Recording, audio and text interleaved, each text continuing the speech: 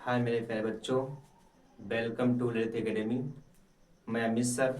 आज हम आपके लिए लाए हैं यूपी बोर्ड 2024-25 सब्जेक्ट हिंदी, जो आपके ऑब्जेक्टिव क्वेश्चन है, जो इस यूपी बोर्ड 2025 के लिए मोस्ट इम्पॉर्टेंट क्वेश्चन आपके लिए लाए हैं हम।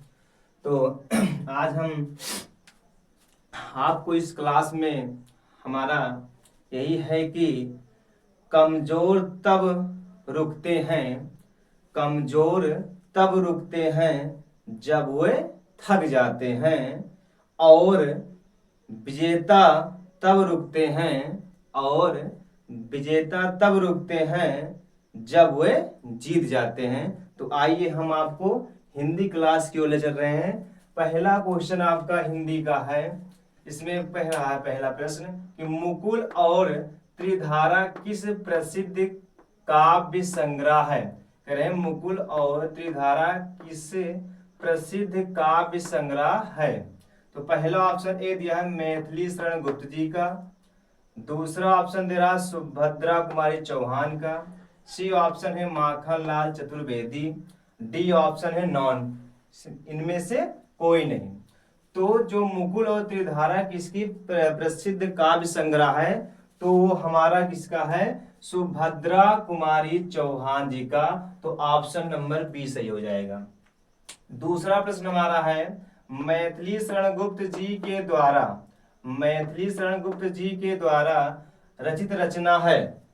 तो इसमें पहला ऑप्शन आपको ए ऑप्शन दिया है भारत भारती, बी ऑप्शन दिया है सुधरा, सी ऑप्शन दिया है द्वापर, डी ऑप्शन दिया है ये सभी। तो हम ये आपको पढ़े होंगे बच्चों कि मैथिली शरण गुप्त जी की द्वारा रचित रचना है, वो भारत भारती भी है, यशोधरा भी है, द्वापर भी है। मतलब इसमें जो डी ऑप्शन हो जाएगा ये सभी, मतलब डी ऑप्शन सही रहेगा, ये सभी है। तीसरा क्वेश्चन है एक पतंग अनंत से किसकी रचना है। एक पतंग अनंत से किसकी रचना है। पहला ए ऑप्शन है श्याम नारायण पांडे जी की, बी नंबर ऑप्शन है महादेवी वर्मा की, सी नंबर ऑप्शन है केदारनाथ सिंह की, डी नंबर ऑप्शन है अशोक वाजपेयी जी की। तो जो आपका एक पतंग अनंत किसकी रचना है, तो किसकी है, D number option Ashok Vajpayee ji की है। ठीक, अगला अब इससे मैथिली शरण गुप्त जी का आपकी अदर आपको रचनाएं देखना है। तो अगर आपसे पूछ लेता है कि सीधे साधे चित्र या बिखरे मोती, मतलब सीधे साधे चित्र या बिखरे मोती, तो ये भी रचना जो हमारी है वो मैथिली शरण गुप्त जी की। तो जो दूसरा प्रश्न आपको बताए थे। तो अगला आपका चौथा क्वेश्चन हमारा है कि निम्न में से कौन सी रचना श्याम नारायण पांडे की है। निम्न में से कौन सी रचना श्याम नारायण पांडे की है। पहला ऑप्शन है कुरुक्षेत्र, बी ऑप्शन है त्रिधारा, सी ऑप्शन है जौहर, और डी ऑप्शन है पंचवटी। तो निम्न में से कौन सी रचना श्याम सुंदर, मतलब कि श्याम नारायण पांडे, श्याम नारायण पांडे की है। तो इसमें हो जाएगा जौहर, सी नंबर ऑप्शन सही रहेगा, जौहर है। ठीक, तो ऐसे आपके मतलब कि इसमें 5वां नंबर जो क्वेश्चन है, तो कह रहे हैं इसमें कि हल्दी घाटी काव्य के रचयिता हैं। हल्दी घाटी काव्य के रचयिता हैं। तो पहला ऑप्शन है महादेवी वर्मा जी का, बी नंबर ऑप्शन है श्याम नारायण मिश्र जी का, सी नंबर ऑप्शन है दिनकर, और डी नंबर है ऑप्शन नॉन, मतलब इनमें से कोई नहीं। तो हल्दी घाटी काव्य के रचयिता हैं वो हमारे कौन से हैं, बी नंबर ऑप्शन है क्या, श्याम नारायण मिश्र जी की है। और देखिए अभी इससे पहले हम आपको पढ़ाए थे जौहर, तो ये भी श्याम नारायण मिश्र जी की है। अगर आपसे अदर आरती, जय हनुमान, रूपांतरण, और उसके बाद तुमुल, क्या तुमुल, जय हनुमान, आरती, जौहर, अगर ये रचनाएं भी पूछते हैं तो हमारे जो लेखक है वो श्याम नारायण मिश्र जी का ही है। अगला 6 नंबर क्वेश्चन हमारा है कि हिम तरंगिणी के रचयिता हैं। हिम तरंगड़ी के रचयिता हैं। पहला ऑप्शन दिया है माखनलाल चतुर्वेदी की, बी नंबर ऑप्शन है दिनकर की, सी नंबर ऑप्शन है महादेवी वर्मा और डी नंबर ऑप्शन है नॉन, मतलब इनमें से कोई नहीं। तो हिम तरंगड़ी के रचयिता जो हैं वो हमारे ऑप्शन नंबर ए है माखनलाल चतुर्वेदी। कौन से हैं? माखनलाल चतुर्वेदी। अब देखिए अगर कहीं भी आपको बच्चों क्वेश्चन में कह सकता है कि मान लीजिए हिम क्रिएटिनी, हिम क्रिएटिनी भी पूछेगा तब भी हमारे जो रचयिता रचनाकार हैं वो कौन है? माखनलाल चतुर्वेदी। अगर आपसे पूछेगा हिम तरंगड़ी और अगर पूछेगा हिम क्रिएटिनी तब भी किसी रचनाकार कौन है? माखनलाल चतुर्वेदी जी हैं। अगला क्वेश्चन हमारा है 7 नंबर, राम नरेश त्रिपाठी जी की रचना है।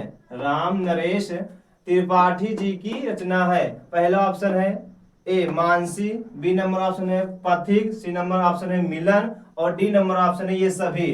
तो बच्चों, हमारे प्यारे बच्चों, देखिए राम नरेश त्रिपाठी जी की जो रचना है वो तीनों है, मानसी भी है, पथिक भी है और मिलन भी है। तो मतलब ये सभी हो जाएगा, डी नंबर ऑप्शन सही हो जाएगा ये सभी। 8वां क्वेश्चन हमारा है पंचांग दर्शन के रचनाकार है। पंचांग दर्शन के रचनाकार हैं। पहला ऑप्शन है माथुरा नाथ शुक्ल, दूसरा ऑप्शन है सदल मिश्र, तीसरा ऑप्शन है अमृत राय, चौथा ऑप्शन डी नंबर ऑप्शन है इंशाअल्लाह खा। तो ए ऑप्शन होता है आपको मथुरा नाथ शुक्ल, बी ऑप्शन होता है सदल मिश्र, सी ऑप्शन होता है अमृत राय, डी ऑप्शन होता है इंशाअल्लाह खां। तो पंचांग दर्शन रचनाकार जो है वो मथुरा नाथ कौन से हैं? शुक्ल जी हैं। तो इसमें का पहला मतलब ए नंबर ऑप्शन 8वें क्वेश्चन का ए नंबर ऑप्शन सही हो जाएगा।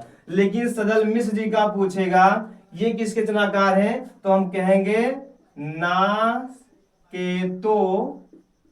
पाख्यान। क्या है? नासकेतो पाख्यान जी है इनकी तरह। और अमृत राय किसके रचनाकार हैं तो ये हैं कलम, कलम के सिपाही, या नहीं सॉरी कलम का सिपाही, कलम का सिपाही। ठीक। इंशाअल्लाह खां किसके हैं तो इसको हम बताएंगे रानी केतकी की कहानी, रानी केतकी की कहानी। कौन है? रानी केतकी की कहानी।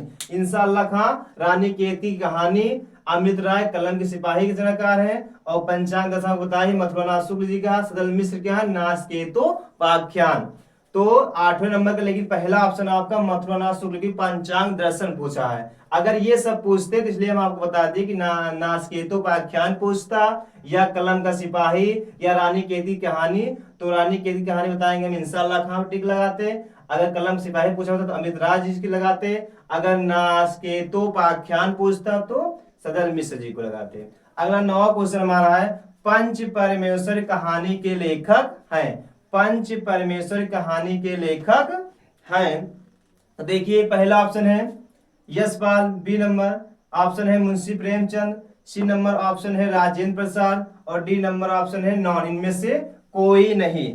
तो जो पंच परमेश्वर कहानी के लेखक हैं वो कौन है? B number option Munshi Premchand. अब देखिए मुंशी प्रेमचंद की और सारी रचनाएं से पूस की रात और कफन, हाँ ये, और इनको मुंशी प्रेमचंद को क्या कहते हैं? उपन्यास का सम्राट भी कहते हैं। अगर आपसे कहा जाएगा उपन्यास के सम्राट कौन है तो कौन से होंगे? मुंशी प्रेमचंद। पूस की रात भी पूछेगा तब भी है। उसके बाद कफन, गोदान, गबन, सेवा सदन, कर्म भूमि, रंग भूमि, ये सारी रचनाएं हमारी किसकी हैं? मुंशी प्रेमचंद जी की है। तो यही लिख सकते हैं रचनाएं इसी में मुंशी प्रेमचंद के। क्या क्या लिखेंगे? पूस की रात, पूस की रात,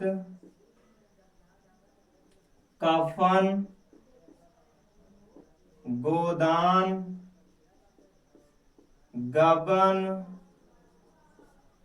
सेवा सदन, कर्म भूमि,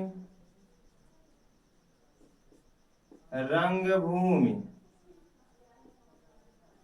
और भी कुछ रचनाएं हैं, तो हम आपको इतनी बता रहे हैं। पूस की रात, गोदान, गबन, कफन, सेवा सदन, कर्मभूम, रंगभूम, और एक आपको बताया कि पंच परमेश्वर, और इनको मतलब मुंशी प्रेमचंद को उपन्यास का क्या कहते हैं, उपन्यास का सम्राट भी कहते हैं। क्या कहते हैं, उपन्यास का सम्राट भी कहते हैं। चलिए अगला क्वेश्चन देखते हैं। 10 नंबर क्वेश्चन है, वैदेही वनवास के रचनाकार है। क्या, वैदेही वनवास के रचनाकार है। पहला ऑप्शन है अयोध्या सिंह उपाध्याय जी का, बी नंबर ऑप्शन है महादेव वर्मा जी का, सी नंबर ऑप्शन है दिनकर, डी नंबर 9, इनमें से कोई नहीं।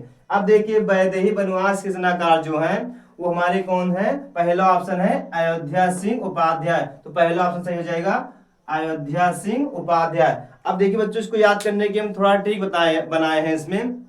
जैसे वैदेही वनवास, अब देखिए वनवास जो गए थे श्री राम जी गए थे, तो श्री राम जी जो है वो श्री राम जी के नाम से ऐसे याद करेंगे कि श्री राम अयोध्या में मंदिर बना है, तो हम कहेंगे कि वनवास कौन गए थे, श्री राम जी, और श्री राम जी का मंदिर अयोध्या, तो बस अयोध्या सिंह उपाध्याय, ऐसे हम इनको याद कर लेंगे। आई होप आप सबको हमारा ये वीडियो समझ में आया होगा और हमारे इस प्रश्न का निचोड़ आपको भी पसंद आया होगा। तो ऐसे ही क्वेश्चन आपके लिए हम लाते रहेंगे यूपी बोर्ड 2025 के प्यारे बच्चों को आपके लिए, क्योंकि हमारा लक्ष्य है कि आपका इसमें से क्वेश्चन कहीं ना कहीं आपको मिले पेपर में 2025 में, ताकि आप अच्छा स्कोर कर सकें। तो हमारे ललित एकेडमी चैनल को सब्सक्राइब करें तथा बेल आइकन को प्रेस भी करें और ज्यादा से ज्यादा बच्चों को शेयर भी करें। तो इसी पे हम आज की क्लास समाप्त करते हैं। जय हिंद, जय भारत।